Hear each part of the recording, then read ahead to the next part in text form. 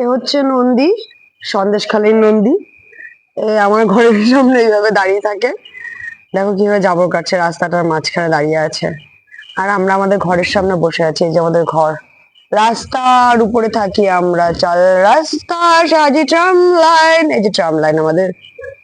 কবিতার সুরে কাঁপলে হিয়া টুপটাপ চিয়া নষ্ট মিঠে সায় ভেজাস দিন, আমি ভুলে যাই তোকে, তুই কাকে চাইতিস আর আমি কাকে ভালোবাসতাম। মাসল হয়েছে আমার, শক্তিশালী, পাওয়ারফুল ম্যান, আমি পাওয়ারফুল ম্যান। শুধু আমার ছড়া গলায় দেখলে হবে না, ঠিক আছে? এই নন্দীকে দেখো আমার পাহারায় থাকে।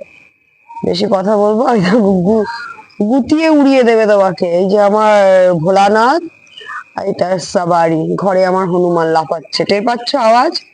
দেখতে চাও? দেখিনি, আসছি, দাঁড়াও। আমি মা দুর্গা নই, আমি তো ছিন্ন মস্তা বগলামুখী। এই যে আমার হনুমান, কই? এই যে হনুমান, হাই করো একটু।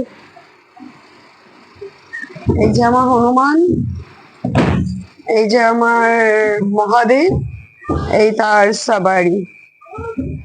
আমি মা পার্বতী।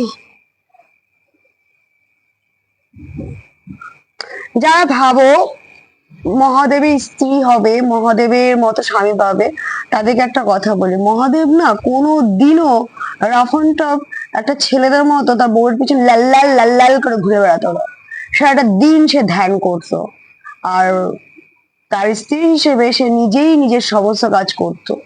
আর সেই কারণেই না তার 10টা হাত গজিয়েছিল, সেই কারণে সে মা দুর্গা হতে পেরেছিল। আর তার রুদ্র রূপে সে মা কালী হয়েছিল, ঠিক আছে?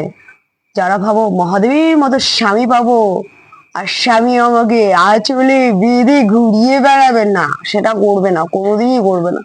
মহাদেব সারাদিন এরকম করে ধ্যান করবে, যে ঠিক এইভাবে ধ্যান করবে। আর মা দুর্গা, যেটা হচ্ছে আমি, আমি সারাদিন হস্তিনীর মতো লাফিয়ে বেড়াই। এই দেখো আরেকজন এসছে। আসলে ফোনটাতে ফ্ল্যাশ নেই, কাজ করছে না। এই যে আমার বাহন চলে এসছে, আমি মা ষষ্ঠী, আমার বাহন, আমি সবকিছু। ইয়েস, আমি বগলামুখী।